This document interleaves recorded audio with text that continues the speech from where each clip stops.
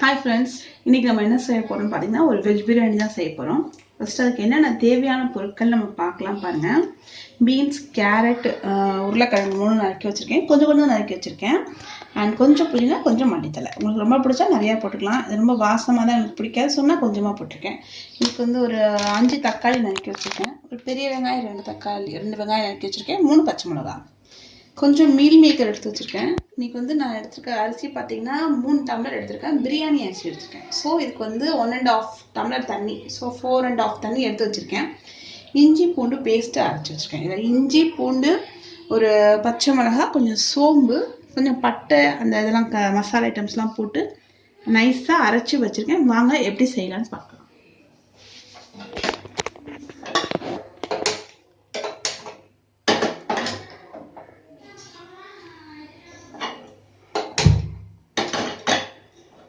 சட்டுன்னு ரொம்ப சீக்கிரம் செஞ்சிடலாம். பாருங்கள், நம்ம குக்கரில் தான் நீங்கள் செய்ய போகிறோம். ஸ்டவ் ஆன் பண்ணிட்டோம், குக்கர் வச்சுருக்கோம். ஒரு 2 ஸ்பூன் நெய் போட்டுக்கலாம். நெய் போட்டால் ஃப்ளேவர் ரொம்ப நல்லாயிருக்கும், சாப்பிட நல்ல ருசியாக இருக்கும்.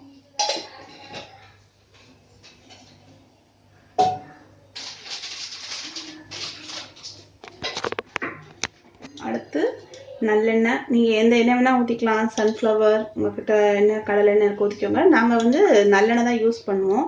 ஸோ இது ஒரு 5 ஸ்பூன் ஊற்றிக்கலாம். எண்ணெய் நல்லா இருந்தால் தான் பிரியாணி நல்லாயிருக்கும். இது வந்து செக்கில் ஆட்டின சுத்தமான மரச்செக்கு நல்லெண்ணெய். நான் நல்லெண்ணெய் தான் யூஸ் பண்ணுவோம். ஸோ நல்லெண்ணெய் யூஸ் பண்ணுவோம்.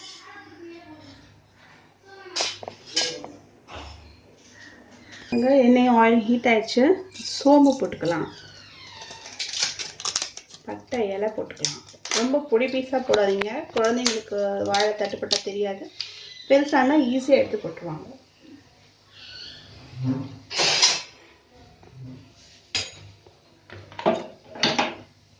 ஜஸ்ட் இது குக்கிங் டைம் ஒரு 10 மினிட்ஸ் தான் ஆகும். உங்களுக்கு நறுக்கி எல்லாம் ரெடி பண்ணி வச்சிங்கன்னா ஸ்கூலுக்கு லஞ்ச் பாக்ஸ் கூட டக்குன்னு பண்ணி கொடுத்துடலாம். பாருங்கள், பட்டை போட்டிருக்கோம்னா இப்போ இந்த ஸ்டேஜில் நம்ம ஆனியன் போடலாம்.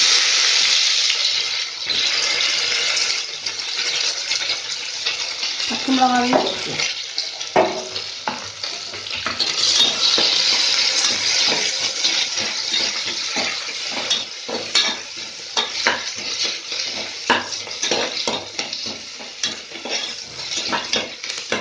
ஆனியன் ரொம்பலாம் வதங்கணும் அப்படிலாம் ஒன்றும் தேவையில்லை.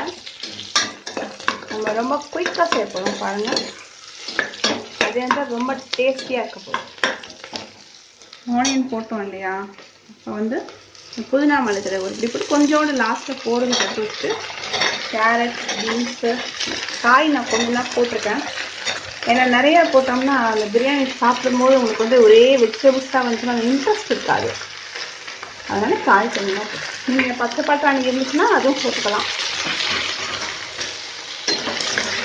இதில் வந்து கொஞ்சம் மீல் மேக்கர் போடுறேன்.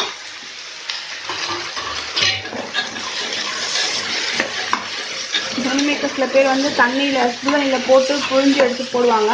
பட் இந்த மாதிரி போடும்போது இது ஒரு டேஸ்ட்டாக இருக்கும். அதையும் ட்ரை பண்ணி பாருங்கள்.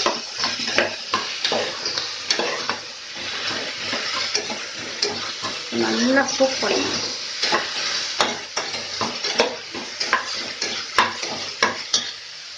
இதோட இப்போ நம்ம நறுக்கி வச்சுட்டு தக்காளி ஆட் பண்ணிக்கலாம்.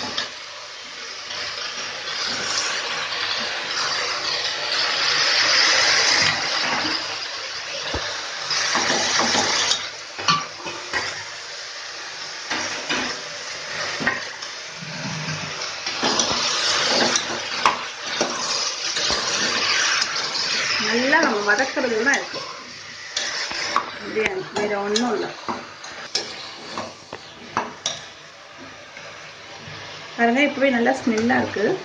இப்போ நம்ம இதை அரைச்சிருக்கோம் பார்த்தீங்களா, இஞ்சி பூண்டு, ஒரு பச்சை மிளகா, சோம்பு, இந்த பட்டை, கிராம்பு, ஜாதிக்காய் எல்லாம் வந்து நான் அரைச்சி போட்டுட்டேன். ஏன்னா அப்படியே முழுசாக போட்டால் குழந்தைங்களுக்கு வந்து சாப்பிட டிஸ்டர்பன்ஸாக இருக்கும். அதை விட அரைச்சி போகும்போது நல்ல மணமாக இருக்கும் உங்களுக்கு. ஸோ இப்படி பண்ணி பாருங்கள், ரொம்ப வித்தியாசமாக இருக்கும்.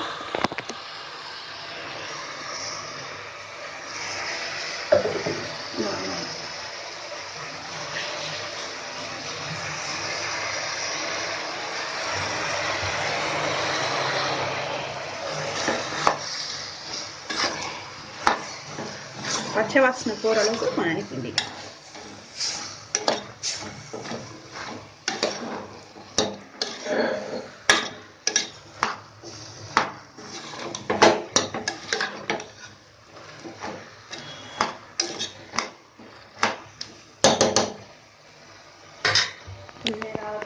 மசாலா பொருள் ஆட் பண்ணிக்கலாம்.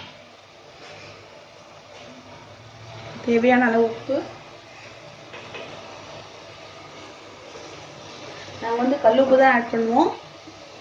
நைஸ் உப்பு யூஸ் பண்ணாதீங்க, அது அவ்வளோ ஹெல்தி இல்லை. மோஸ்ட்லி வந்து தைராய்டு இருக்கவங்க எல்லாருமே வந்து நீங்கள் கல்லுப்பே யூஸ் பண்ணுங்க, அதுதான் வந்து ஹெல்தி கூட. நம்ம பாரம்பரியமாக யூஸ் பண்ணுறது, இதில் எந்த ஒரு கெமிக்கலும் கிடையாது. எனக்கு தெரிஞ்சதை நான் உங்களோட ஷேர் பண்ணிக்கிறேன் ஃப்ரெண்ட்ஸ். கொஞ்சம் மஞ்சள் பொடி போட்டுக்கலாம்.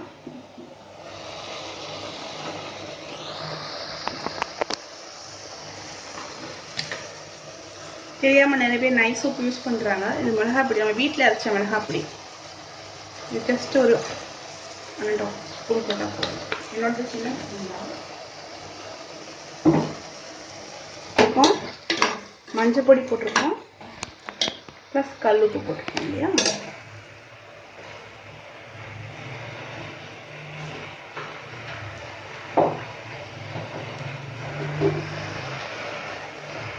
இந்த மட்டன் மசாலா வந்து நம்ம 1 ஸ்பூன் போட்டுக்கலாம். அப்படியே மட்டன் ஃப்ளேவர் கிடைக்கும், மட்டன் பிரியாணி ஃப்ளேவர் கிடைக்கும் உங்களுக்கு.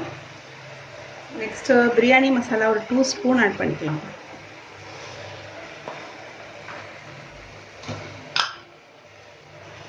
அண்டு கரம் மசாலா இருக்கு இல்லையா, அது 1 ஸ்பூன் ஆட் பண்ணிக்கலாம்.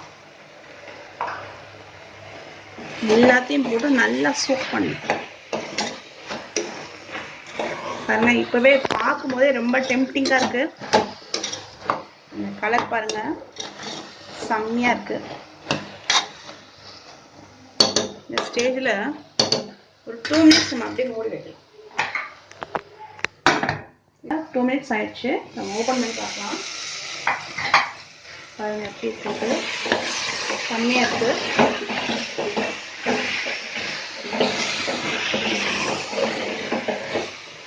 இந்த ஸ்டேஜில் மலர்ந்து வச்சுருக்கோம் இல்லையா தண்ணி, அதை ஆட் பண்ணிக்கலாம். இந்த மிக்ஸி ஜாரில் உள்ள இஞ்சி பூண்டு வேஸ்ட் ஆக்காமல் நம்ம அதில் தண்ணி ஊற்றி அலம்பி விட்டுருவோம்.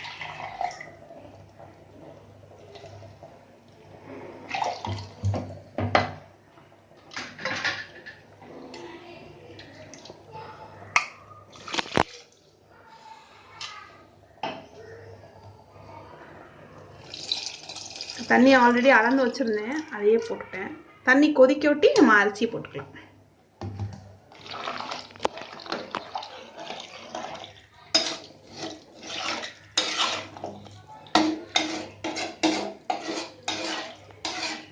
வீட்டு சாப்பாட்டு அரிசியில் செஞ்சிங்கன்னா 1க்கு 2ன்னு தண்ணி வைங்க.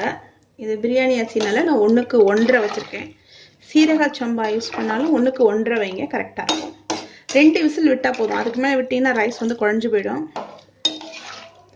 பாருங்கள், இப்போ கரெக்டாக இருக்குது. கொஞ்சம் கொதி வரட்டும், வெயிட் பண்ணிப்போம்.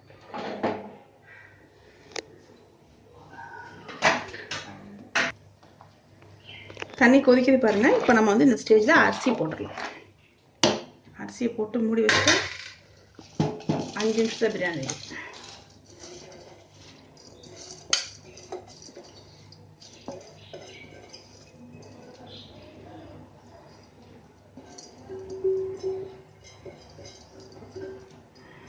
பிரியாணிலாம் ரொம்ப ஈஸி, நம்ம வீட்டில் டக்குன்னு நம்மளே செஞ்சிடலாம்.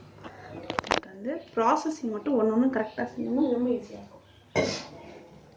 சில பேருக்கு தயிர் பிடிக்கும்னா அதில் வந்து மசாலா வதக்கும் போது கொஞ்சோண்டு தயிர் போட்டுக்கோங்க, ஒரு சின்ன கரண்டி ஒரு கரண்டி போட்டுக்கோங்க. லெமன் இருந்துச்சுன்னா இந்த ஸ்டேஜில் லெமன் புழிஞ்சு விட்டுக்கோங்க. இப்போ என்கிட்ட லெமன் இல்லை, ஸோ அதனால் நான் புரியல. நல்லா அரிசி போட்டுன்னு ஒரு கிளறிடணும், அப்போ தான் வந்து உப்பு காரம் எல்லாம் ஒரே இடத்துல ஈவனாக பரவும். பாருங்கள், எல்லாம் போட்டாச்சு. இப்போ வந்து நம்ம என்ன பண்ண போகிறோன்னா, மிச்சம் இருக்கு இல்லையா புதினா மல்லித்தலை, அது மேலே போட போகிறோம். போட்டுட்டு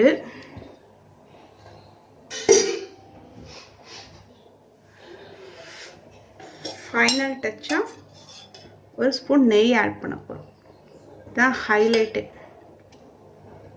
அவ்வளோதான், முடிஞ்சிருச்சு. குக்கர் விசில் போட்டு மூட போகிறோம்.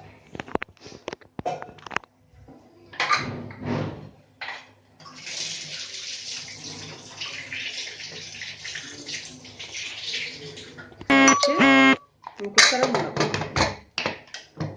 2 விசில் வந்தால் போதும். என்னோட அரிசி வந்து ரொம்ப பழைய அரிசியும் கிடையாது, புது அரிசியும் கிடையாது. ஸோ மீடியமாக இருக்கனால 2 விசில் வச்சா எனக்கு கரெக்டாக இருக்கும். உங்களது ரொம்ப பழைய அரிசியாக இருந்தால் பார்த்துட்டு 1 விசில் கூட வைங்க. இதுவே கரெக்டாக இருக்கும். நார்மல் பிரியாணி அரிசி, சீரக சம்பா எல்லாருக்குமே. நம்ம வீட்டில் யூஸ் பண்ணுற அரிசியாக இருந்தால் 3 விசில் 4 விசில் வைங்க. அப்போ தான் நல்லாயிருக்கும். வெயிட் பண்ணி பார்க்கலாம். இன்னொரு 5 மினிட்ஸில் விசில் வரட்டும்.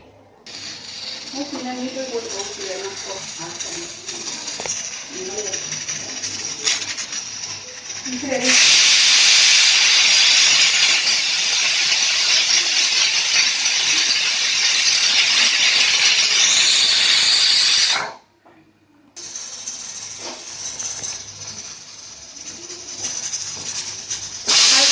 பாருங்கள் 2 விசில் வந்துட்டு நம்ம அடுப்பு ஆஃப் பண்ணிட்டோம். அது ஜஸ்ட் அப்படியே எடுத்து வச்சு அப்படியே தம்மில் இருக்கட்டும். 5 மினிட்ஸ் கழிச்சு பார்க்கலாம். ஹாய் ஃப்ரெண்ட்ஸ், பாருங்கள் இப்போ வந்து விசில் ப்ரெஷர் போயிடுச்சு. இப்போ நம்ம அதை ஓப்பன் பண்ணி பார்க்க போகிறோம். பாருங்கள் எவ்வளோ சூப்பராக வந்திருக்கு பிரியாணி. பாருங்கள் இந்த வெஜிடபிள்ஸ் மீல் மேக்கர்லாம் செம்மையாக வந்திருக்கு. அடி பிடிக்கலை. பார்க்கும் போதே ரொம்ப செம்ம டெம்ப்டிங்காக இருக்குது. எனக்கு மீல் மேக்கர்லாம் போட்டிருக்கோம். கறி சாப்பிடாதவங்களாம் மீல் மேக்கர் பிரியாணி போட்டு சாப்பிடலாம். ரொம்ப நல்லாயிருக்கும். இதுக்கு ஒரு தயிர் பச்சடி வச்சு சாப்பிட்டா செம்மையாக இருக்கும். ஸோ நீங்களும் ட்ரை பண்ணி பாருங்கள், எப்படி இருக்குன்னு சொல்லுங்கள். உங்களோட ஃபீட்பேக்கை கண்டிப்பாக கொடுங்க. ப்ளீஸ் வந்து சப்ஸ்கிரைப் பண்ணுங்கள் சேனல், பெல் பட்டன் கிளிக் பண்ணுங்கள். Thank you friends.